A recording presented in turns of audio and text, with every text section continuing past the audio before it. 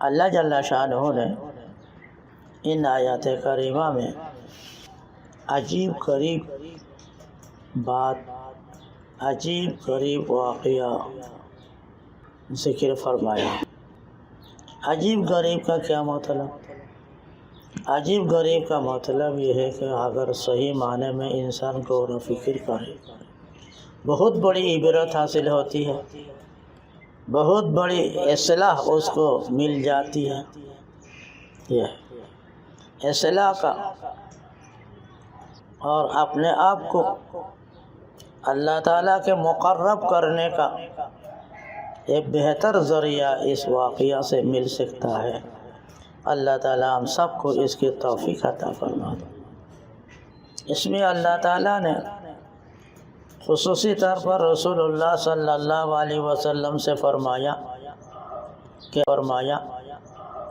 آپ ہماری طرف سے آیات کریمہ پڑھ کر تلاوت کر کے آدم کے 2 بچوں کی خبر، آدم کے 2 بچوں کا واقعہ اپنے امت کو بتاؤ تاکہ ان کو عبرت حاصل ہو، سبق ملے، اصلاح ہو۔ کیا کہ یہ واقعہ ہے جب ان دونوں بچوں نے، آدم علیہ السلام کے دونوں بچوں نے قربانی دی تو ایک کے قربانی کو اللہ تعالیٰ نے قبول فرمایا، دوسرے کے قربانی کو قبول نہیں فرمایا۔ قربانی جس کی قبول نہیں ہوئی اس کو اچھا نہیں لگا، تھا وہ فاسق و فاجر، تو اس کو الٹا غصہ آیا اپنے بھائی پر کہ تمہاری قربانی کیوں قبول ہو گئی، لہذا میں تم کو قتل کرتا ہوں۔ اس کو دھمکی دی، قتل کی۔ تو اس میں سوچنے کی بات یہ ہے، تو نے بھی قربانی کی، اس نے بھی قربانی کی، اللہ تعالیٰ اپنے ضابطے کے مطابق تمہارے قربانی کو قبول نہیں کیا تو اللہ جل شانہ پر ناراض ہونے کی کیا بات تھی؟ وہ اپنے ذات، اپنے اعمال، اپنے فعل پر غور کرنا چاہیے۔ میرے فعل میں، میرے نیت میں، میرے کام میں کوئی خرابی پائی گئی ہوگی جس کی وجہ سے اللہ تعالیٰ نے میری قربانی قبول نہیں کی، تو اپنی ذات کی طرف، اپنے خرابی کی طرف، اپنے برائی کی طرف نظر، جس کی قربانی قبول ہوئی اس پر حسد آیا۔ اول تو اللہ جل شانہ پر ایسے لوگوں کو حسد آتا ہے، اللہ جل شانہ کے بارے میں ان کو صحیح نیت نہیں ہوتی، صحیح فکر نہیں ہوتی، صحیح نیت نہیں ہوتی، اپنے منشے کے مطابق اللہ تعالیٰ کے فعل کو دیکھتا ہے اور اپنے اعمال کو اچھے سے اچھے سمجھتا ہے۔ جیسے بھی ہو انہوں نے قربانی کی، اللہ تعالیٰ نے اپنے ضابطے کے مطابق ان کی قربانی قبول نہ کی، قربانی نہ کرنے پر ان کو غصہ آیا۔ یہیں سے سمجھ لو، جب اس ذات کو غصہ آتا ہے تو یہ کیا کچھ کرتا ہے کہا نہیں جا سکتا۔ غصہ کیوں آتا ہے، کیوں نہیں آتا، یہ الگ سی بات، کیوں آتا ہے، کیوں نہیں آتا، یہ الگ سی بات ہے، لیکن غصہ کا آ جانا اس کی وجہ سے بعض دفعہ اللہ جل شانہ پر بھی انسان برے بالے غلط کلمے استعمال کرتے ہیں، جس کی وجہ سے اور مردود بن جاتا ہے۔ غصے میں آ کر بہت سے لوگ طلاق دے دیتے ہیں، غصے میں آ کر بہت سے لوگ دوسرے کے مال کھا جاتا ہے، غصے میں آ کر دوسرے کو نقصان پہنچاتا ہے۔ تینوں نے نقصان پہنچانے کی کوشش کی اور یہ کہا کہ میں تو تجھے قتل کر چھوڑوں گا۔ قال انما یتقبل اللہ من المتقین۔ دوسرے بھائی نے جو نیک تھا، اصول اسلام کے مطابق زندگی گزار رہا تھا، انہوں نے سیدھی سیدھی بات کہہ رہا تھا، انہوں نے سیدھی سیدھی بات کہہ دی۔ اللہ تعالیٰ متقی کے قربانی قبول کرتا ہے، ہر کسی کے قربانی قبول نہیں کرتا۔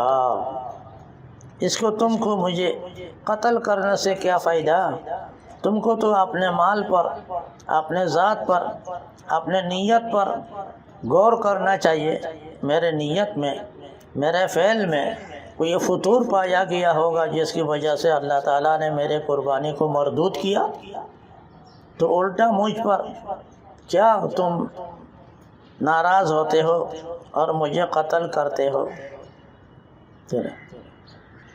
لیکن انہوں نے مانا نہیں، تو انہوں نے کہہ دیا ٹھیک ہے، اگر تم مجھے قتل کرنا چاہتے ہو قتل کر لو، لیکن تو جب ناحق مجھے قتل کرے گا تو یاد رکھو تو میرے گناہ اور تمہارے گناہ لے کر تم جہنم میں جاؤ گے۔ قاتل تو ہے گناہ گار، مقتول کو جب ناحق قتل کیا جائے گا تو مقتول کا بدلہ اللہ تعالیٰ دے گا کہ مقتول کے گناہ قاتل کے سر ڈالے گا۔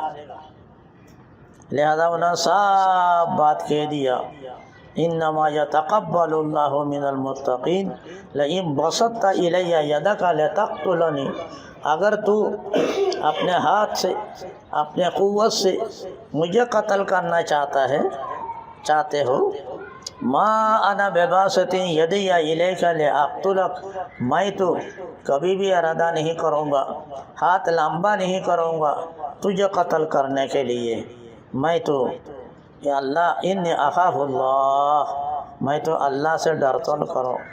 اتنا کبیرہ گناہ کیسے کروں میں جس کی وجہ سے انسان جہنم کا مستحق ہو جاتا، اللہ کے غضب عذاب کا مستحق ہو جاتا ہے، اللہ کے قہر و غضب اس پر اترتا، اس کے نیکیاں ضائع ہو جاتی ہے، گناہ لازم ہو جاتا ہے، اللہ کے ناراضی، اللہ کے غصہ کا وہ مستحق ہو جاتا ہے۔ ایسے کام میں کیسے کر سکتا؟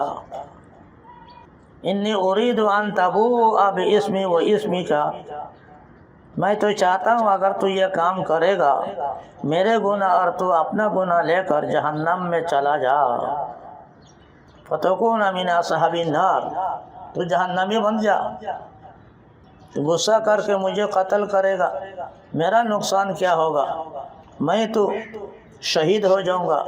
ناحق جس کو قتل کیا جاتا ہے وہ شہادت کا درجہ دیتا ہے، تو مقتول کا نقصان کیا؟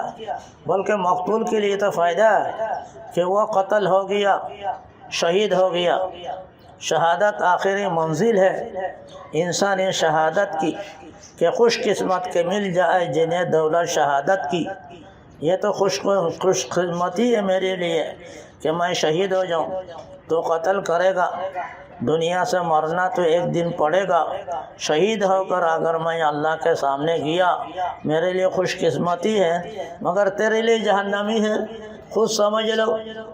لیکن ان کے باتوں سے بھی اس کے دل میں نہ رحم آیا، نہ اللہ کی طرف سے رجوع کیا، فطوعت له نفسه قتل اخیہ، آخر اس کے غصے نے، اس کے نفس نے بڑکایا، اپنے بھائی کو قتل کر کے چھوڑو، فقتلہ فحسب، اب وہ نا امید ہو گیا، دنیا آخرت کے اعتبار سے نقصان اٹھانے والا بن گیا۔ اللہ تعالیٰ نے فرمایا اپنے بھائی کو قتل کر کے۔ اب قتل کرنے کے بعد پورا واقعہ بتا دیتا ہوں تاکہ جو بات اس سے ہمیں نکالنا ہے، بات بتانا ہے، بتانا آسان ہو جائے، سمجھنے والوں کے لیے بھی آسان ہو جائے۔ کہتے ہیں اب ان کو قتل کرنے کے بعد اب اس لاش کو، وہ جسد خاکی کو کیا کرے گا، کیسے کرے گا، کیسے چھپائے گا، کچھ سمجھ میں نہیں آیا۔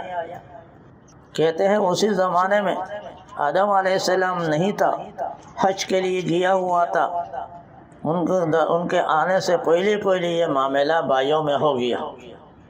اللہ تعالیٰ نے ان کو سبق دینے کے لیے کہتے ہیں 2 کوا بھیجا، فبعث اللہ غرابا نے ان کو سبق دینے کے لیے کہتے ہیں 2 کوا بھیجا.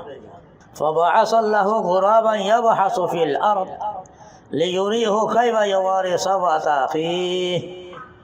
اللہ نے 2 کوا بھیجا، دونوں نے ان دونوں بھائیوں کی طرح لڑا. 2 کوے لڑنے کے بعد ایک کو دوسرے کو مار دی، ایک نے دوسرے کو مار دیا، پنجہ سے چونچ مار کر اس کو قتل کر دیا. تو جس نے مارا، جس کوے نے، اس کے اندر اللہ تعالیٰ نے صلاحیت دی.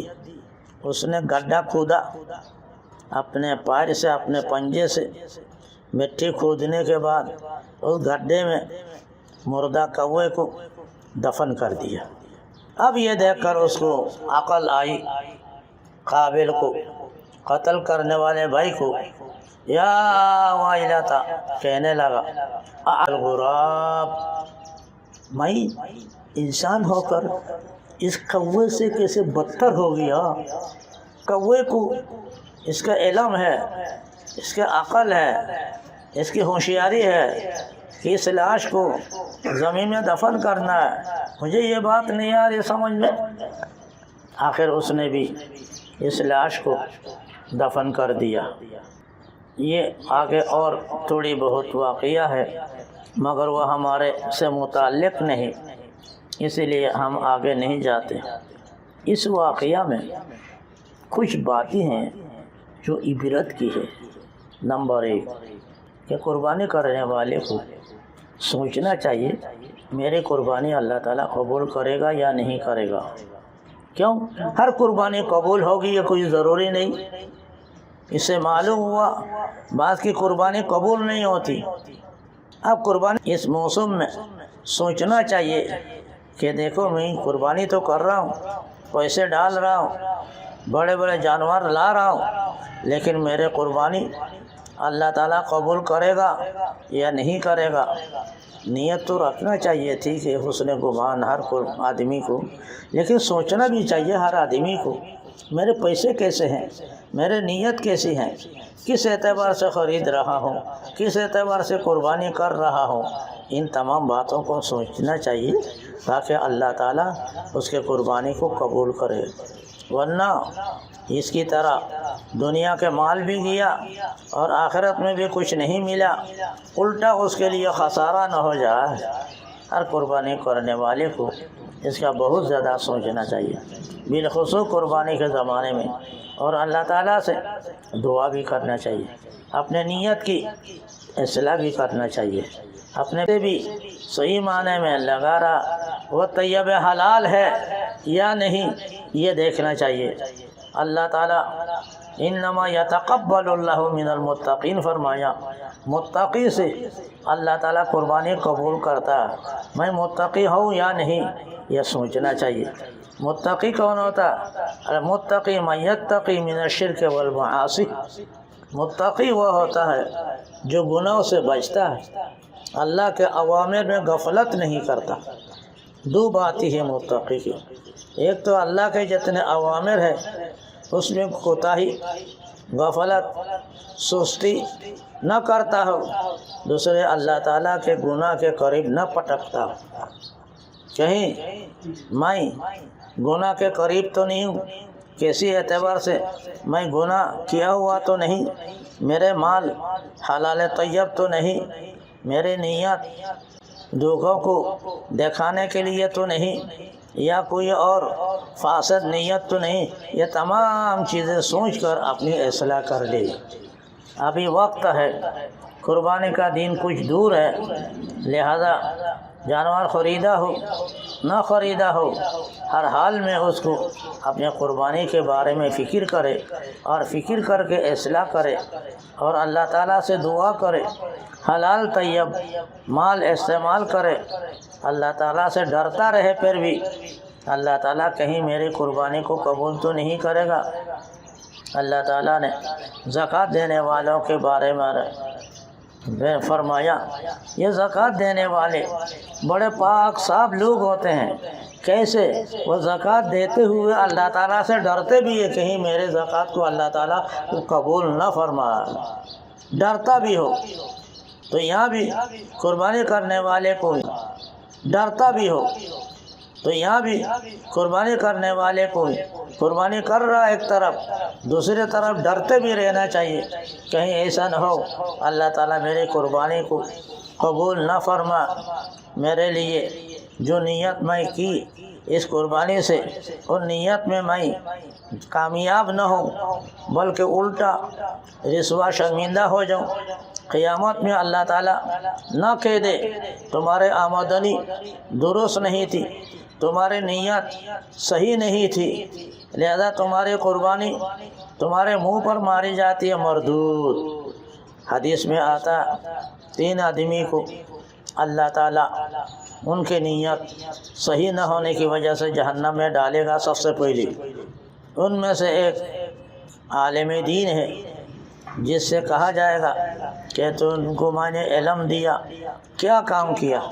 وہ کام کوئی بھی آدمی کوئی بھی جگہ ایسے نہیں چھوڑا جہاں علم کو میں نے پڑھایا نہیں، علم کو میں نے آگے بڑھایا نہیں، پھیلایا نہیں، تبلیغ نہیں کیا ہو، ہر جگہ میں نے کیا ہے۔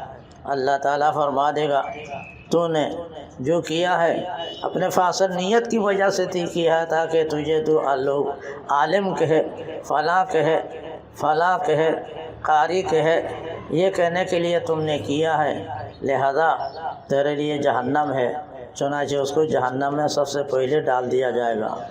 اسی طرح ایک سخی ہے، مالدار ہے، اس سے بھی کہا جائے گا کہ تجھے اتنے مال دیا تھا، کیا کیا تو نے کار خیر میں؟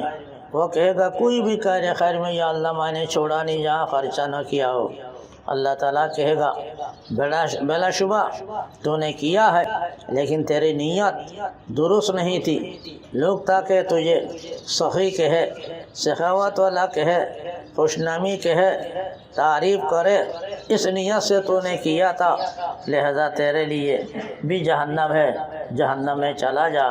اس کو بھی سب سے پہلے جہنم میں ڈال دیا جائے گا۔ تیسرے نمبر میں ایک شہید ہے، جو شہید کا درجہ تو بہت بڑا ہے، آپ کو معلوم ہے، اللہ تعالیٰ اس سے پوچھے گا تو نے کیا کیا؟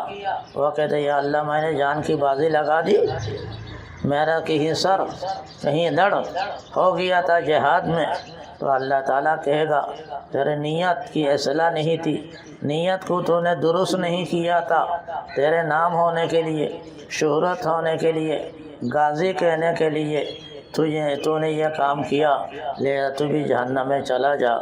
یہ سب حدیث میں آتا ہے، جہنم کو سلگایا جائے گا وہ تو یہ 3 آدمی سے، دیکھو ان کی نیت صحیح نہیں تھی۔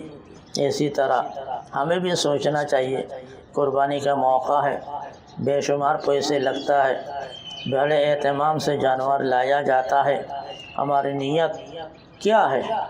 ابھی اس وقت ہے، اب نیت کی انسان اصلاح کر لے، درست کر لے، اللہ کی رضا کے لیے کر لے اور کہہ دے یا اللہ آپ کو راضی کرنے کے لیے میں یہ کام کر رہا ہوں، اپنے کوئی منشا نہیں اس سے، تو مجھ سے راضی ہو جا، میرے گناہ کو معاف فرما، میرے اندر کوئی قصور پایا گیا ہو یا پایا جاتا ہو تو اس کو درگزر فرما، اور تو میری طرف سے قبول فرما، تو میری طرف سے قبول فرما۔ انسان کتنا بھی بڑا ہو، کتنا بھی اچھا ہو، کتنا بھی پاک ہو اس کے پیسے، پھر بھی اس کے اندر ایسے کچھ نہ کچھ اندر سے ہوتا ہے، اللہ جانتا ہے اور اس کو بھی اس کا علم نہیں۔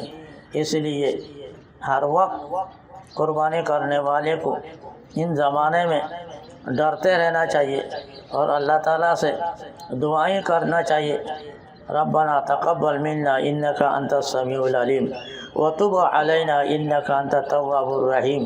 یہ دعا پڑھتا رہے، اے اللہ تو غفور الرحیم ہے، قبول کرنے والا ہے، ہمارے قربانی کو تو قبول فرما، قبول فرما۔ اس کا رٹ لگانا چاہیے اللہ تعالیٰ تاکہ قربانی کو ضائع ہونے نہ دے۔ دوسری بات جس واقعہ سے نکلتی ہے وہ یہ ہے، دیکھو قتل کتنی بری چیز ہے جس کی وجہ سے ان کی عقل ماری گئی، یہ قتل کرنے کے بعد ان کی عقل ماری گئی، یہ قتل کرنے کے بعد ان کے عقل میں یہ بات نہیں آئی جو ایک قوا کے عقل میں بات آ گئی۔ اللہ نے ان کو شرم دلایا تو انسان ہوتے ہوئے تمہارے عقل میں اتنی بات نہیں آتی جیسے ایک جانور کے، ایک کوے کے عقل میں بات آتی ہے۔ دیکھ لو اس کی وجہ کیا؟ اکابر نے فرمایا اس نے گناہ یہ کبیرہ کا ارتکاب کیا، گناہ کبیرہ کا ارتکاب کیا، قتل کا۔ جب انسان ارتکاب کبیرہ کر لیتا ہے سب سے پہلے اس کا عقل نقصان ہو جاتا ہے، ختم ہو جاتا ہے۔ اس لیے اکابر نے فرمایا گناہ کا سب سے پہلے حملہ عقل پر ہوتا ہے۔ اکابر نے فرمایا گناہ کا سب سے پہلے حملہ، پہلا نقصان عقل کو نقصان کر دیتا ہے۔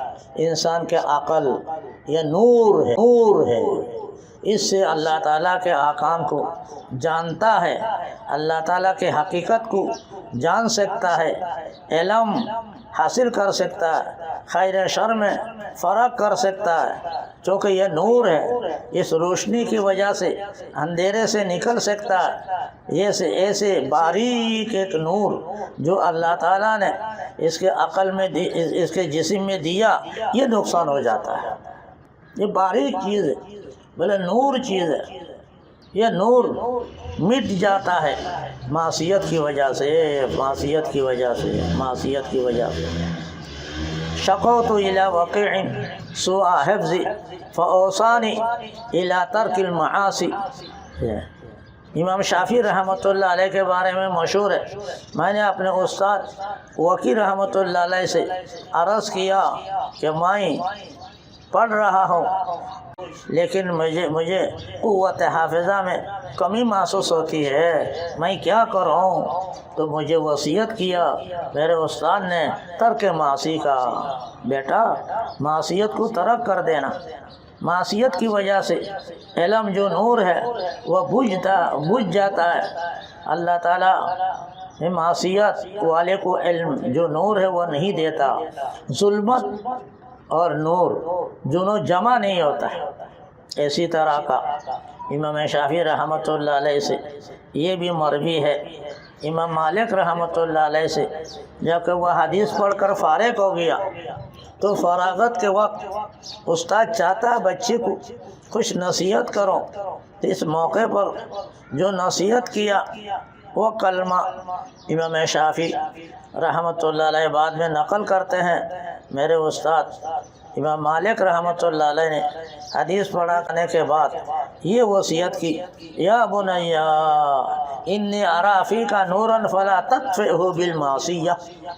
اے پیارے بیٹا، دیکھو میں تیرے اندر حدیث کا کچھ نور، علم کا نور دیکھ رہا ہوں، اس نور کو تو معصیت کے ارتکاب سے، معصیت اختیار کر کے مٹانا نہیں۔ دیکھو کتنے بڑی جلیل القدر علماء، امام مالک ہے، امام وقیع ہیں اور امام شافعی ہیں، ان کو یہ کہہ رہا یہ افراد گناہ کی طرف جانے کا تو سوال ہی پیدا نہیں ہوتا، مگر تم کو معلوم ہونا چاہیے، ہم یہاں بتاتے رہتے ہیں گناہ ہر ایک کا الگ الگ ہے۔ عام آدمی کا گناہ الگ ہے، خاص آدمی کا گناہ الگ ہے، خاص الخاص آدمی کا گناہ الگ ہے۔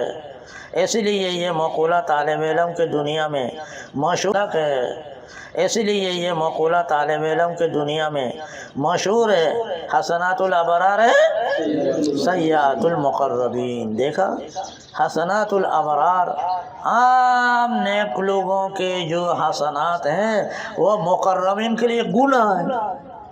مقربین عام نیکیوں پر صبر کرتا ہے، کفایت کرتا ہے، لیکن اللہ نے اس کو مقرب بنایا، اہل علم میں شامل فرمایا، اہل علم میں دخل دیا، اہل علم کے زمرے میں اس کو بنایا۔ وہ کہتا ہے عام لوگوں کی جو نیکی ہے بس انہی پر میں نماز روزہ پڑھ کر کفایت کروں، ایک عبادت کرنا ہی ان کے لیے گناہ، ان کو تو اعلیٰ درجے کی عبادت ہونی چاہیے، اعلیٰ درجے کے ارتکاب ہونا چاہیے، اعلیٰ درجے کے نیک کام ہونا چاہیے۔ تھوڑی بہت معصیت میں بھی، معمولی باتوں میں بھی اللہ تعالیٰ بڑوں کو، عام لوگوں کو اس میں مواخذہ نہیں کرتا، اللہ کے نزدیک بھی ہے۔ اس لیے اہل علم، علماء سمجھنا چاہیے، اللہ تعالیٰ ہمیں سمجھ عطا فرما دے۔ اسی طرح گناہ ہمارے اندر بھی پڑا ہوا تو نہیں ہے، معصیت میں ہم بھی ارتکاب کیا ہوا تو نہیں ہے، اس اگر ہے سوچ لو، اصلاح کر لو، ابھی وقت ہے، فرصت ہے، اس فرصت سے غنیمت شمارو۔ اللہ تعالیٰ نے فرصت دیا اور اللہ کی طرف سے نصیحت آئی، بات سمجھ میں آیا، اپنے عیب کو دیکھنے کے لیے اپنے عیب کو دیکھ لو، اپنے عیب کی طرف دیکھ لو۔ نہ تھی ہمیں جب اپنے عیبوں کی خبر رہے دیکھتے اوروں کے عیب و ہنر، جب پڑی اپنے عیبوں پر نظر تو دنیا میں کوئی عیب نہ نظر تو دنیا میں کوئی عیب نہ رہا، تو جہاں میں کوئی عیب نہ رہا۔ اپنے عیب کو جب انسان نہیں دیکھتا، دوسروں کے عیب نظر آتا ہے، جب اپنے عیب کو دیکھتا ہے دوسروں کے عیب اس کو نظر نہیں آتا۔ کہتے ہیں 2 آنکھیں دی ہے تاکہ ضروری طور پر انسان ایک آنکھ سے اپنے عیب کو دیکھے، میرے اندر کیا کیا عیب ہے، میرے اندر کیا کیا کام ہے، میں اللہ کے مرضی کے مطابق کام کرتا ہوں یا نہیں کرتا ہوں۔ غور و فکر کی دعوت دیتا ہے ایک آنکھ، اور دوسرے آنکھ دوسروں کے شرافت، دوسرے کے کرامت، دوسروں کی بزرگی، دوسروں کے حسنات کو دکھاتی ہے کہ دیکھو دوسرا آدمی کتنا اچھا ہے، کتنے نیک ہے، کتنا مقرب ہے، یہ دکھا کر اپنے کو ان کے اتباع کرنے کے لیے کوشش کرنے پر آمادہ کرتی ہو۔ بھی اس جگہ قابل کی طرح سوچنا چاہیے، ایسا نہ ہو ہم قابل کی طرح نابینا ہو کر خوش فہمی میں رہے اور آخر انجام نتیجہ برائی کا ہمارا نکلے، دنیا کے اندر بھی اور آخرت کے اعتبار سے بھی۔ اللہ تعالیٰ ہمیں اس کی بھی توفیق عطا فرما دے۔ تیسری بات جو آیات سے نکلتی ہے وہ ہے لڑکیوں کا فتنہ۔ خوب سمجھ لو، عورتوں کا فتنہ، عورتی انتہائی درجہ کی فتنہ ہے۔ رسول اللہ صلی اللہ علیہ وسلم فرمایا ما ترکت اشد فطرۃ علی الرجال من النساء او کما قال علیہ السلام، میں تو دنیا سے جا رہا ہوں لیکن لڑکیوں کا فتنہ مردوں پر چھوڑ کر جا رہا ہوں، جو انتہائی درجہ کے فتنہ ہے، جو انتہائی درجہ کے فتنہ۔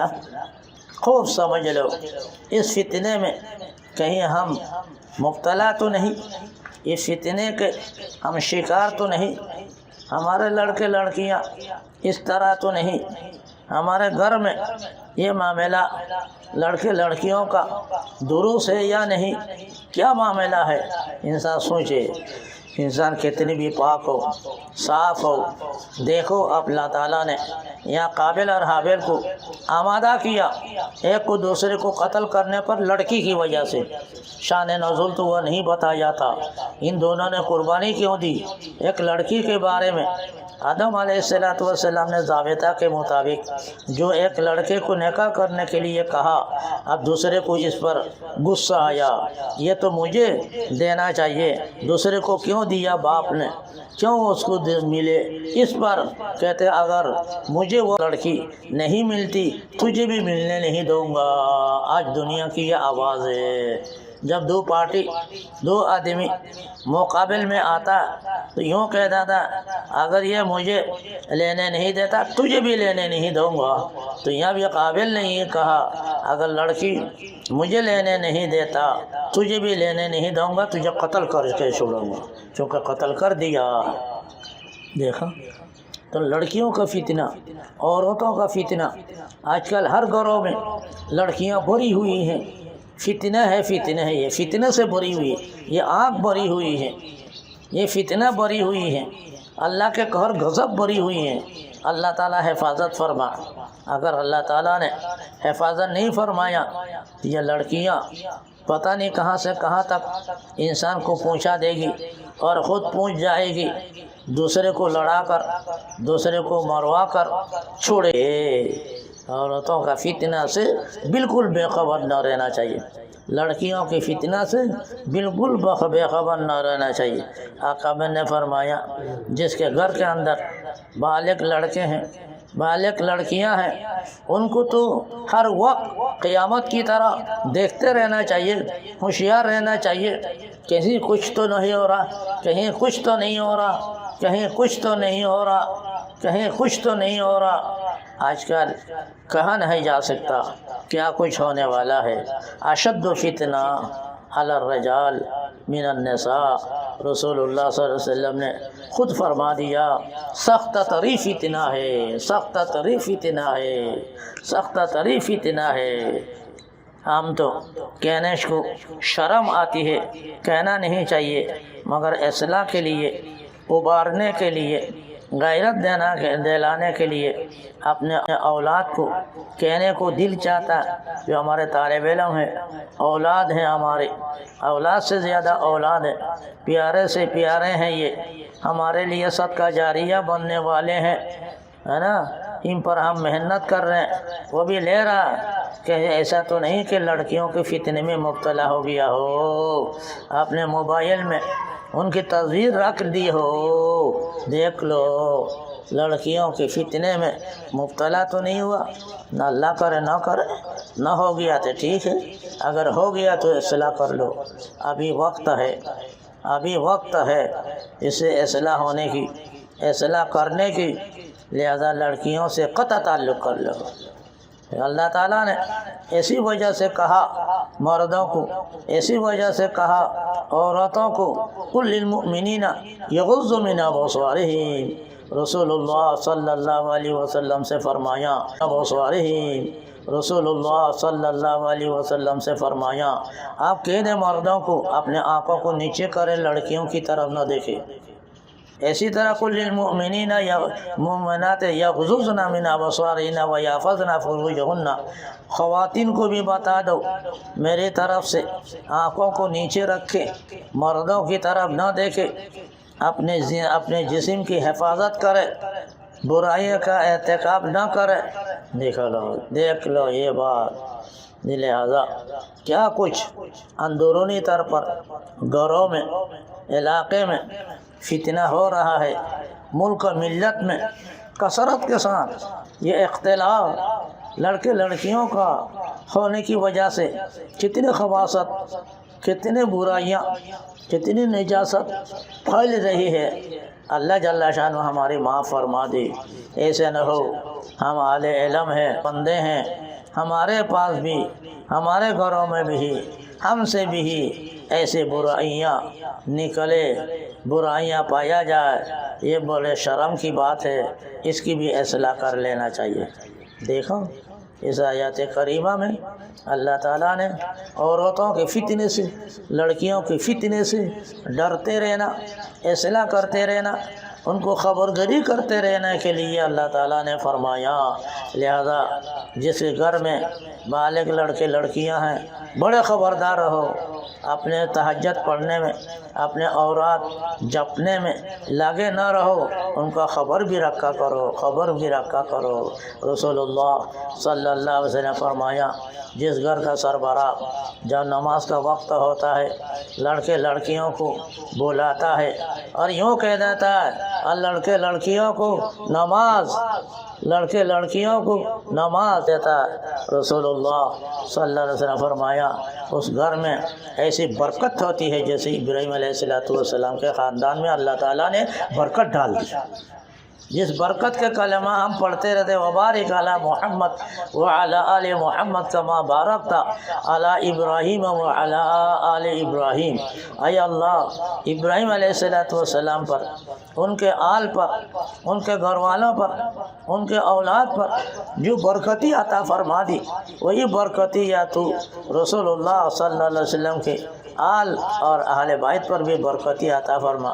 تو وہی برکتی کے لیے اللہ تعالیٰ سے ہمیں سوال کرنا چاہیے، دعا کرتے رہنا چاہیے، یا اللہ تو ہمارے گھروں میں، ہمارے اولاد میں، ہمارے خواتین میں، ہمارے لڑکوں میں بھی وہ برکتی عطا فرما دے، برکتی عطا فرما دے، ورنہ انسان کے اولاد یہ پھل کی طرح ہے، یہ برکتی عطا فرما دے، ورنہ انسان کے اولاد یہ پھل کی طرح ہے، اور انسان کے ماں باپ درختہ کی طرح ہے، درخت کے نیک نام اور بدنام پھل کی وجہ سے ہوتا ہے۔ پھل اگر صحیح ہے، پھل اگر میٹھا ہے، پھل اگر صحیح ہے تو درخت کی تعریف ہوتی ہے نا، پھل کو دیکھا جاتا ہے۔ اللہ تعالیٰ ہمیں اس پر نظر کرنے کی، اس پر خیال کرنے کی، اس کی فکر کرنے کی توفیق عطا فرما دے۔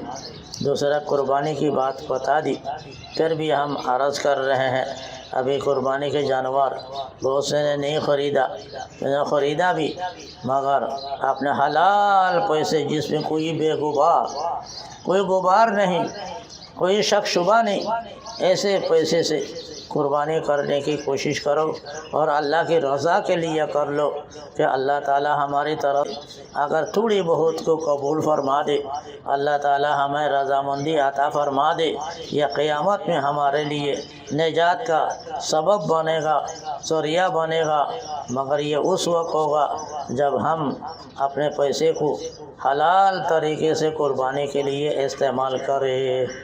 اللہ تعالی ہمیں ان تینوں باتوں پر عمل درآمد کرنے کی توفیق عطا فرما دے۔ وصلی اللہ تعالی